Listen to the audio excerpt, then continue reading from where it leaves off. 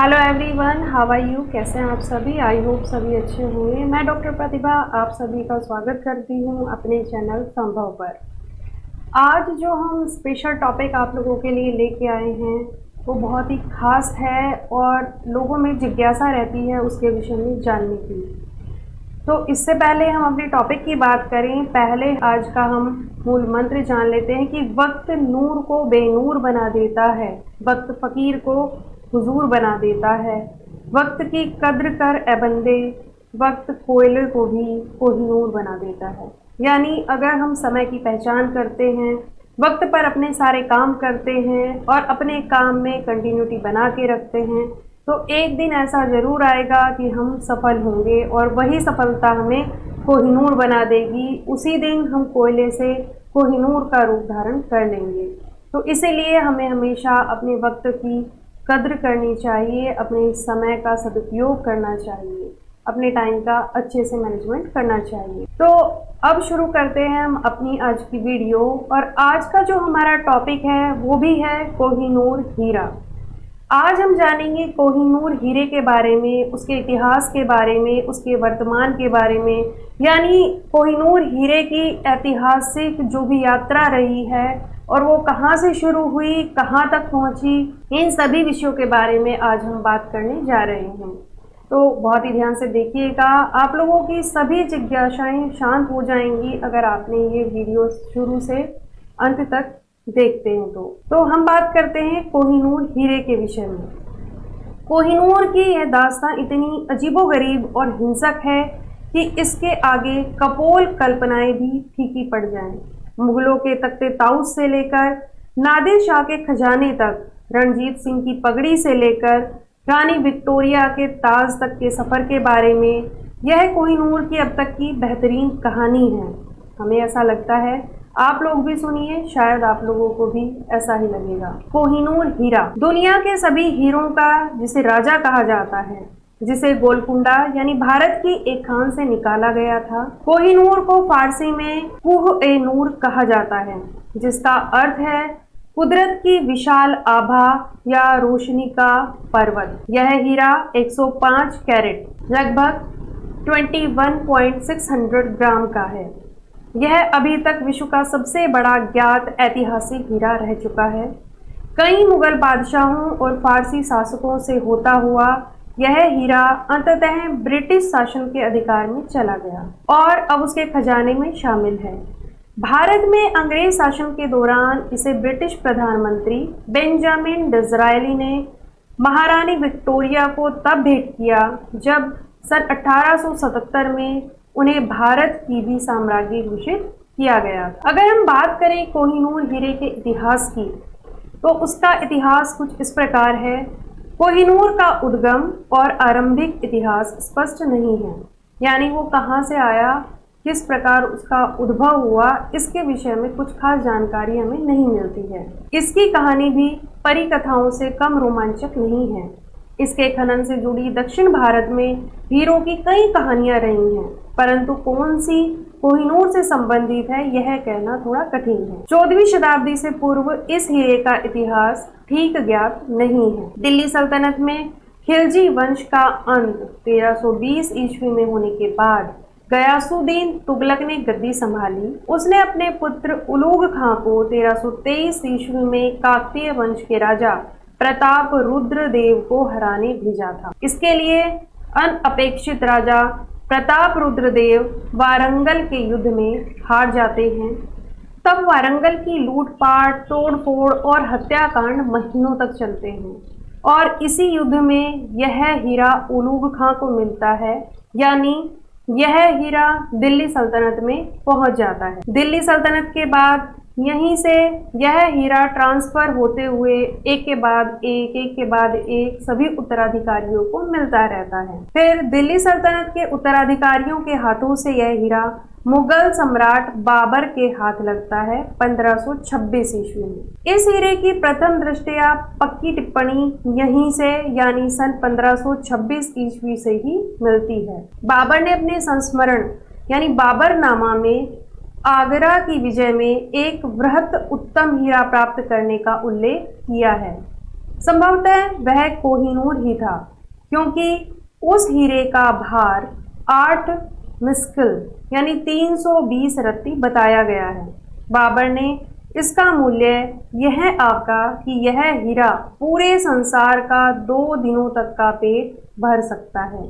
यानी ये जो कीमत है यह उस समय भी इतनी ज़्यादा थी कि पूरे संसार का 2 दिनों तक पेट भरा जा सकता था। इसके बाद कोहिनूर की विभिन्न कोणों से ट्रैवनियर की अभिकल्पना के अनुसार मुगल सम्राट शाहजहां ने कोहिनूर को अपने प्रसिद्ध मयूर सिंहासन यानी तख्ते ताउस में जड़वाया। कोहिनूर मुगलों के पास 1739 ईस्वी में हुई ईरानी शासक नादिर शाह के आक्रमण तक ही रहा, क्योंकि 1739 ईस्वी में जब बहुत ही ज़्यादा आतंक नादिर शाह ने यहाँ मचाया था अपने आक्रमणों के द्वारा, उस समय वह भयंकर लूटपाट करके यहाँ से ले गया था। उसने आगरा और दिल्ली में भयंकर लूटपाट की थी। तब मुगल बादशाहों की बहुमूल्य वस्तुओं के साथ वह दिल्ली के मुगल शासक शाह मोहम्मद से मयूर सिंहासन सहित कोहिनूर व अगाध संपत्ति फारस यानी ईरान लूट कर ले गया और कोहिनूर नादिर शाह के स्वामित्व में आ गया। इस हीरे को प्राप्त करने पर ही नादिर शाह के मुंह से अचानक निकल पड़ा, वाह कोह ए नूर, जिससे इसको अपना वर्तमान नाम मिला। यानी इससे पहले इसे किसी और नाम से जाना जाता रहा होगा, लेकिन जब नादिर शाह ने इसे कोहिनूर नाम दिया, उसी के बाद इस हीरे का नाम कोहिनूर पड़ा। 1739 से पूर्व इस नाम का कोई भी संदर्भ हमें ज्ञात नहीं होता है। कुछ लोगों का ये कहना है कि जब नादिर शाह ने यहाँ आक्रमण किया था तो मुगल शासक मोहम्मद शाह ने कोहिनूर को अपनी पगड़ी में छिपा लिया था। तो एक मुखबिर ने जाकर नादिर शाह को बता दिया कि मोहम्मद शाह ने अपनी पगड़ी में कोहिनूर को छिपाया है। तो नादिर शाह ने मोहम्मद शाह के ऊपर दबाव डाला कि हम आपस में अपनी पगड़ियाँ बदल लेते हैं, और पगड़ी बदलने के कारण ही वह कोहिनूर हीरा नादिर शाह के पास पहुंच जाता है। कहानी कुछ भी रही हो, एट द एंड ये है कि जो कोहिनूर हीरा है वो 1739 में नादिर शाह के पास पहुंच जाता है। इस विषय में नादिर शाह की पत्नी का भी एक कथन प्रचलित है।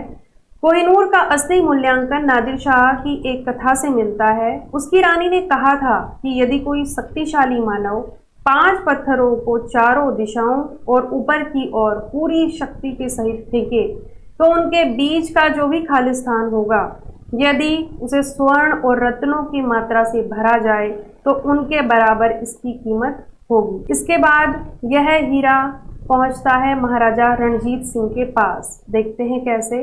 सन 1747 में नादिर शाह की हत्या के बाद कोहिनूर अफगानिस्तान के अहमद शाह अब्दाली यानी काबुल के अमीर के हाथों में पहुंचा। उसके बाद 1830 में शाह शुजा अफगानिस्तान का तत्कालीन पदच्युत शासक किसी तरह कोहिनूर के साथ बच निकला और वह पंजाब पहुंचा। वहां के महाराजा रणजीत सिंह को उसने हीरा भेंट किया और इसके बदले में रणजीत सिंह ने ईस्ट इंडिया कंपनी को अपनी टुकड़ियां अफगानिस्तान भेजकर अफगान गद्दी जीतकर शाह शुजा को वापस दिलाने के लिए उन्हें तैयार कर लिया। यानी शाह शुजा ने अपना पद प्राप्त करने के लिए कोहिनूर हीरा महाराजा रणजीत सिंह को भेंट कर दिया। कोहिनूर महाराजा रणजीत सिंह के पास आया और रणजीत सिंह से फिर वह उनके उत्तराधिकारियों के पास पहुंचा। महाराजा रणजीत सिंह ने स्वयं को पंजाब का महाराजा घोषित किया, लेकिन 1839 में उनकी मृत्युशैया पर उन्होंने अपनी वसीयत में कोहिनूर को पुरी यानी उड़ीसा के प्रसिद्ध श्री जगन्नाथ मंदिर को दान देने को लिखा था, किंतु उनके अंतिम शब्दों के बारे में विवाद उठा और अंततः वह पूरे नहीं हो सके। 29 मार्च 1839 को लाहौर के किले पर ब्रिटिश ध्वज फहरा, क्योंकि जब अंग्रेजों और सिखों के बीच में युद्ध चल रहा था तो महाराजा रणजीत सिंह के जो उत्तराधिकारी थे वो ब्रिटिशर्स के सामने चित्त हो गए, फेल होते चले गए और ब्रिटिशर्स ने किसी न किसी षड्यंत्र के बहाने उन लोगों से लाहौर की संधि कर ली और उसी संधि के द्वारा उन्होंने उनसे बहुत सारी संपत्ति प्राप्त कर ली। इस तरह जो पंजाब था वो ब्रिटिश भारत का भाग घोषित हो गया। लाहौर की संधि का एक महत्वपूर्ण अंग यह भी था कि कोहिनूर नामक रत्न जो शाह शुजा उल मुल्क से महाराजा रणजीत सिंह द्वारा लिया गया था, लाहौर के महाराजा द्वारा इंग्लैंड की महारानी को सौंपा जाएगा। संधि का प्रभारी गवर्नर जनरल लॉर्ड डलहौजी था, जिसकी कोहिनूर को अर्जित करने की चाहत इस संधि के मुख्य कारणों में से एक थी। डलहौजी के कार्य भारत में सदा ही विवादग्रस्त रहे और कोहिनूर अर्जन का कृत्य बहुत से ब्रिटिश टीकाकारों द्वारा आलोचित भी किया गया।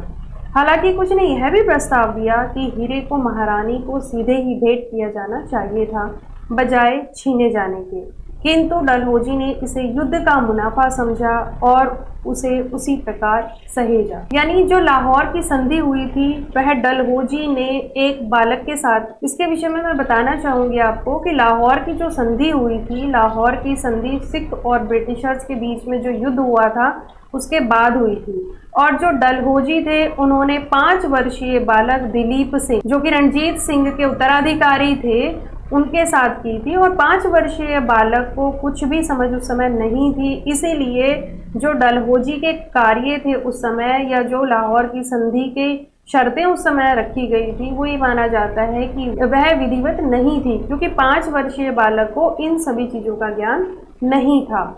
इसके बाद जो कोहिनूर हीरा था वो इंग्लैंड पहुंचता है और वहां उसको तराशा जाता है। बाद के समय में डलहौजी ने 1851 में कोहिनूर को महाराजा रणजीत सिंह के उत्तराधिकारी दिलीप सिंह द्वारा महारानी विक्टोरिया को भेंट किए जाने के प्रबंध किए। जब डलहौजी के ऊपर इस चीज़ का दबाव डाला गया कि यह इस तरीके से हीरे को नहीं छीना जाना चाहिए, तो डलहौजी ने यह प्रबंध किया कि जो दिलीप सिंह है वो महारानी विक्टोरिया को उस हीरे को स्वयं ही भेंट करें। दिलीप सिंह ने इंग्लैंड की यात्रा की और महारानी को कोहिनूर भेंट किया। यह भेंट किसी रत्न को युद्ध के माल के रूप में स्थानांतरण किए जाने का अंतिम दृष्टांत था। इस विषय में यह भी कहा जाता है कि डलहौजी ने किसी शिप में रखकर उस हीरे को महारानी तक पहुंचाया था और महारानी विक्टोरिया का मन नहीं माना कि किसी भी 5 वर्षीय बालक से उसकी संपत्ति को छीना जाए, तो इसीलिए डलहौजी ने यह प्रबंध किया था कि दिलीप सिंह खुद महारानी विक्टोरिया से मिले ताकि वह उस कोहिनूर हीरे को ग्रहण करने में समर्थ हो सके। बहुत सारी कहानियाँ इसके पीछे छुपी हुई हैं, लेकिन एक महान प्रदर्शनी 1851 में लंदन के हाइड पार्क में इसको रखा गया, जहां कोहिनूर को ब्रिटिश जनता के समक्ष लाया गया। नए रत्न तराशों की सलाह पर कोहिनूर की प्रति रत्न के कटाव में कुछ बदलाव हुए, जिनसे वह और सुंदर प्रतीत होने लगा। 1852 में महारानी विक्टोरिया के पति प्रिंस अल्बर्ट की उपस्थिति में हीरे को पुनः तराशा गया, जिससे वह 186.16 कैरेट से घटकर 105 कैरेट रह गया, किंतु इसकी आभा में कई गुना बढ़ोतरी हुई। अल्बर्ट ने बुद्धिमत्ता का परिचय देते हुए अच्छी सलाहों के साथ इस कार्य में अपना अतीव प्रयास लगाया। साथ ही तत्कालीन 8000 पाउंड भी इसे तराशने में खर्च किए गए, जिससे इस रत्न का भार 81 कैरेट घट गया। परंतु अल्बर्ट फिर भी असंतुष्ट थे। हीरे को मुकुट में अन्य 2000 हीरो सहित जड़ा गया। सन 1911 में कोहिनूर महारानी मैरी के सरताज में जड़ा गया और आज भी उसी ताज में है। बाद में इसे महाराजा की पत्नी के किरीट में मुख्य रत्न जड़ा गया। महारानी अलेक्जेंड्रिया इसे प्रयोग करने वाली प्रथम महारानी, इनके बाद महारानी मैरी थी। 1936 में इसे महारानी एलिजाबेथ के किरीट की शोभा बनाया गया। सन 2002 में इसे उनके ताबूत के ऊपर भी सजाया गया था, जिसे देखकर भारतीय जनता रुष्ट हो गई थी और ब्रिटेन में रह रही भारतीय जनता ने इसका विरोध भी किया था। उनका कहना था कि ये हमारी संपत्ति है और उस संपत्ति को रानी के ताबूत पर सजाया गया है। विवाद तो हमेशा से ही चले आ रहे हैं, यानी कोहिनूर से जुड़े हुए विवाद हमें अक्सर देखने को मिल ही जाते हैं। अब बात करते हैं हम कोहिनूर से जुड़ी जो पौराणिक मान्यताएं हैं उनके विषय में। तो पौराणिक कथाओं के अनुसार मान्यता है कि कोहिनूर का पहला उल्लेख 3000 या 5000 वर्ष पहले मिला था और यह प्राचीन संस्कृत इतिहास में स्यमंतक मणि नाम से प्रसिद्ध रहा है। इसका नाता श्री कृष्ण काल से बताया जाता है। पौराणिक मान्यता के अनुसार स्यमंतक मणि ही बाद में कोहिनूर कहलाई। हिंदू कथाओं के अनुसार भगवान श्री कृष्ण ने स्वयं यह मणि युद्ध के बाद जामवंत से ली थी, जिसकी पुत्री जामवंती ने बाद में श्री कृष्ण से विवाह भी किया था। भगवान श्री कृष्ण ने यह मणि जामवंत ऋषि से लोभ में ली थी। जब जामवंत सो रहे थे तब श्री कृष्ण ने यह मणि चुरा ली थी। एक अन्य कथा के अनुसार यह मणि सूर्य से कर्ण को, फिर अर्जुन और युधिष्ठिर को मिली। इसके बाद अशोक, हर्ष और चंद्रगुप्त के हाथ यह मणि लगी। कहते हैं वैदिक युग में देव दानव युद्ध में असुरों ने इंद्र के सिंहासन से उखाड़कर इसे दक्षिण भारत में किसी जंगल में गाड़ दिया था। एक अन्य कथा के अनुसार यह हीरा नदी की तली में एक मछुआरे को मिला था, जिसने स्थानीय साहूकार को लगभग 20 रुपए के बराबर धनराशि में इसे बेच दिया था। यह सारी कहानियां लगभग 3200 ईसा पूर्व की हैं, लेकिन इन कहानियों का कोई भी हमारे पास स्पष्ट प्रमाण नहीं मिलता है। ये सिर्फ कहानियों के तौर पर ही हमें मिलती है। एक किंवदंती ये भी है कि कोहिनूर एक अशुभ रत्न है, यानी वह जिसके पास भी जाता है वह अनिष्टकारी सिद्ध होता है। इस कहानी के अंतर्गत हम देखते हैं अन्य कई प्रसिद्ध जवाहरातों की भांति कोहिनूर की भी अपनी कथाएं रही हैं। इससे जुड़ी मान्यता के अनुसार यह पुरुष स्वामियों के दुर्भाग्य और मृत्यु का कारण बना और स्त्री स्वामिनियों के लिए सौभाग्य लेकर आया। एक अन्य मान्यता के अनुसार कोहिनूर का स्वामी संसार पर राज्य करने वाला बना, लेकिन जब से इसने अपनी पहचान बनाई यह भारत में तबाही और अस्थिरता लाने वाला ही रहा और मुस्लिम शासकों के लिए भी यह बर्बादी का सूचक बना। किंवदंती है कि कोहिनूर एक अशुभ रत्न है और अपने स्वामी पर इसका प्रभाव अनिष्टकारी होता है। यह भी कहा जाता है कि महारानी विक्टोरिया ने अपनी वसीयत में ये कहा था कि कोहिनूर हीरा जड़ित जो ताज है वो सिर्फ वहां की महारानी ही पहनेगी, कोई भी पुरुष उस ताज को नहीं पहनेगा। हो सकता है वह इसी अनिष्टकारिता के कारण ही कहा गया हो। कोहिनूर पर दावे की अगर हम बात करें तो इस हीरे की लंबी कथा के बाद कई देश इस पर अपना दावा जताते रहे हैं। 1976 में पाकिस्तान के प्रधानमंत्री जुल्फिकार अली भुट्टो ने ब्रिटिश प्रधानमंत्री जिम कैलेगन को पाकिस्तान को वापस करने का अनुरोध किया था, जिसे उन्होंने एक नम्र नहीं कठोर लहजे में उत्तर दिया। एक अन्य दावा भारत ने भी किया था। इसके अलावा अफगानिस्तान के तालिबान शासक और फिर ईरान ने भी इस पर अपना दावा किया। यानी कोहिनूर हीरा जहां जहां के राजाओं के पास भी रहा, सभी उस पर अपना अधिकार मानते हैं और सभी को लगता है कि वह उनकी धरोहर है। इसीलिए कोहिनूर पर सभी अपना अपना अलग अलग दावा करते हैं। कोहिनूर की भारत वापसी के प्रयास भी किए गए हैं। फिलहाल कोहिनूर हीरे को भारत वापस लाने की कोशिशें जारी हैं। आज़ादी के फौरन बाद भारत ने कई बार कोहिनूर पर अपना मालिकाना हक जताया है। महाराजा दिलीप सिंह की बेटी कैथरीन की सन 1942 में मृत्यु हो गई थी, जो कोहिनूर के भारतीय दावे के संबंध में ठोस दलीलें दे सकती थी।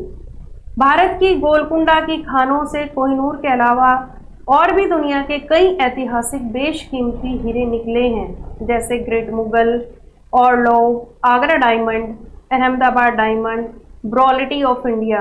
ये सभी हीरे कोहिनूर जितने ही बेशकीमती हैं। कोहिनूर जितना तो कोई भी हीरा बेशकीमती नहीं हो सकता, इसे हम दावे के साथ कह सकते हैं। और कोहिनूर की जो कहानियां हैं उसे पढ़ने के बाद तो यह अनुमान नहीं लगाया जा सकता कि कौन सी कहानी सही है। वर्तमान समय में इस हीरे की कीमत हिंदुस्तान की आधी शहरी जायदाद के बराबर है। इस विषय में मैं आपको एक जानकारी देना चाहूँगी कि कोहिनूर दुनिया के सबसे मशहूर हीरे की कहानी ये लिखी गई है विलियम डेलरिम्पल और अनीता आनंद के द्वारा। इन्होंने भी कोहिनूर के ऊपर रिसर्च किया और एक पुस्तक इन्होंने दी है। इस किताब के पहले भाग में यानी सिंहासन का रत्न में विलियम डेलरिम्पल हमें कोहिनूर के प्रारंभिक इतिहास से परिचित कराते हैं। इसके लिए वह भारतीय विचारों को खंगालते हैं, भारतीय पुरातन साहित्य की मदद लेते हैं और इसके बारे में मध्यकालीन और प्रारंभिक आधुनिक मुगल कालीन ब्यूरो के जरिए इसका खाका खींचते हुए नादिर शाह के काल में ले जाते हैं, जहां इसको पहली बार इतिहास में नाम और पहचान मिली थी। इसके बाद वह कहानी को ईरान और अफगानिस्तान के रास्ते पंजाब तक पहुंचाते हैं। इसके बाद वह महाराजा रणजीत सिंह की मृत्यु के बाद अल्पावधि के लिए कोहिनूर के लुप्त होने की कहानी तक भी हमें बताते हैं। इस समय तक यह हीरा सिर्फ हसरत का सामान नहीं बल्कि सत्ता और संप्रभुता की निशानी बन चुका था। इसके बाद उनकी जो सह लेखिका हैं अनीता आनंद, वह दूसरे भाग में मुकुट का रत्न में कोहिनूर की कहानी को आगे बढ़ाती हैं। इसमें वह अब तक इस हीरे के इतिहास के बारे में लिखी गई सबसे बड़ी और पूर्ण कहानी का जिक्र करती हैं। किस तरह कोहिनूर को आक्रांताओं के हाथों शिकस्त खा चुके एक बालक राजा से लिया जाता है और कैसे इसे सिख दरबार से हासिल कर ब्रिटिश मुकुट और लंदन टावर तक पहुंचाया जाता है। इस विषय में कहा गया है, समर्पण संधि यानी जो लाहौर की संधि हुई थी उसका जो तीसरा अनुच्छेद था, इस हस्तांतरण की गवाही कुछ यूं देता है। कोहिनूर नाम का रत्न जिसे महाराजा रणजीत सिंह ने शाह शुजा उल मुल्क से हासिल किया था, उसे महाराजा लाहौर इंग्लैंड की साम्राज्ञी को समर्पित करेंगे। जब कारनामे पर हस्ताक्षर होने की खबर गवर्नर जनरल लॉर्ड डलहौजी को मिली तो विजयी भाव से उसने लिखा, मैंने जैसा सोचा था वैसा ही कर भी लिया। वह आगे लिखता है, यह कोहिनूर सदियों से भारत विजय के ऐतिहासिक प्रतीक चिन्ह जैसा बन गया था। अब कोहिनूर को उसकी असली और वास्तविक जगह यानी ब्रिटेन मिल गई है। इस पूरे वृतांत के जरिए न सिर्फ हीरे की कहानी बल्कि लालच, आक्रमण, विजय, पराजय, हत्या, कूट, कपट, यातना, उपनिवेशवाद, लूट की कहानी भी साथ ही चलती रहती। तो इस प्रकार हमने देखा कि एक कोहिनूर हीरा कहाँ से उसको पाया गया, कहाँ वो पहुँचा और किस प्रकार लालच और आक्रमण के जरिए वह कहाँ से कहाँ तक की यात्रा करता है। आई होप आप सभी को ये वीडियो पसंद आई होगी और आप हमें मोटिवेट करने के लिए लाइक, शेयर और सब्सक्राइब जरूर करेंगे। इसी के साथ अब हम लोग अपनी वीडियो का अंत करते हैं और मिलेंगे नेक्स्ट वीडियो में। Thank you so much.